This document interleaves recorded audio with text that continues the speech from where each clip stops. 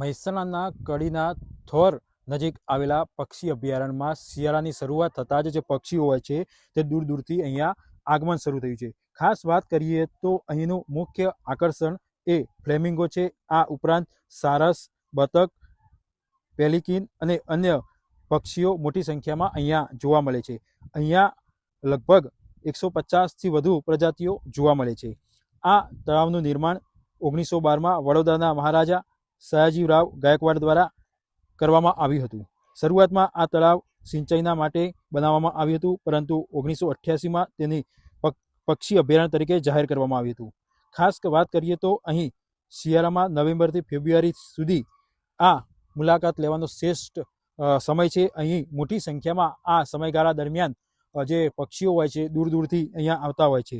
ખાસ વાત કરીએ તો આ એક શાંત વિસ્તાર છે, જેથી અહીંયાથી જે પક્ષીઓ હોય છે તે પણ દૂર દૂરથી આવતા હોય છે. અહીં આવતા પક્ષીઓમાં ખાસ કરી ડૂબકીઓ, પેન, બતક, હંસ, સંતાકુકડી, આડ, જલમદાર, કાજિયા સહિત અનેક જે પ્રજાતિઓ હોય છે અહીંયા આવતી હોય છે.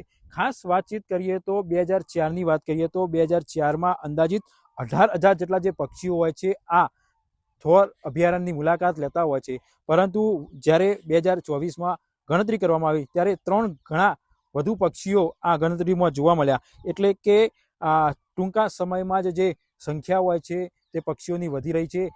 છેલ્લે આંકડા મુજબ 55,000 આસપાસ જે પક્ષીઓ હોય છે તે જુદા જુદા વિસ્તારમાંથી, જુદા જુદા દેશોમાંથી અહીંયા પહોંચ્યા હતા.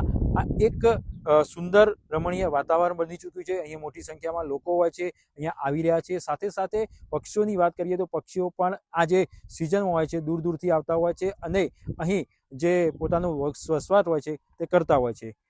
ત્યારે કહી શકાય છે કે છેલ્લા થોડાક વર્ષોમાં જ 3 ગણી સંખ્યા જે વધારો હોય છે તે અહીંયા પક્ષીઓનો જોવા મળી રહ્યો છે. વિદેશથી આવેલા પક્ષીઓ અહીંયા જોવા મળ્યા. જુદા જુદા પક્ષીઓ હતા. ફ્લેમિંગો પણ અમને બાયનોક્યુલરથી અમે જોયું તો અમને જોવા મળ્યા. પક્ષીઓ પણ અમને સારી રીતે અમે જોયા અને અમને ખરેખર આનંદ આવ્યો. આ થોર અભયારણ્ય જે છે પક્ષીઓનું એ ખરેખર વિઝિટ કરવા જેવી છે અને શિયાળાના ટાઈમે અત્યારે આપણને ઘણા પક્ષીઓ જોવા મળે છે. તો અહીંયા આવવું અને આવા દુર્લભ પક્ષીઓ જોવાનો મોકો ચૂકવો જોઈએ નહીં. સિનિયર સિટીઝન ગ્રુપ છે, એમાં લગભગ અમે 80 જેટલો સભ્યો છીએ. એમાંના લગભગ અડધા 40 સભ્યો કપલમાં અહીંયા થોર અભયારણ્યની મુલાકાતે આવ્યા છીએ.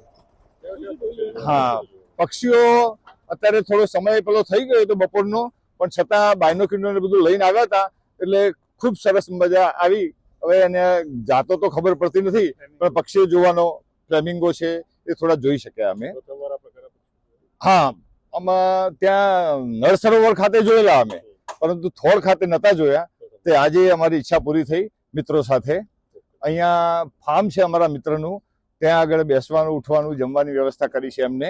એ પણ એમના તરફથી થઈ છે. એટલે ખૂબ આનંદ થયો આ પક્ષી અભયારણ્ય થોરની મુલાકાત લેવામાં.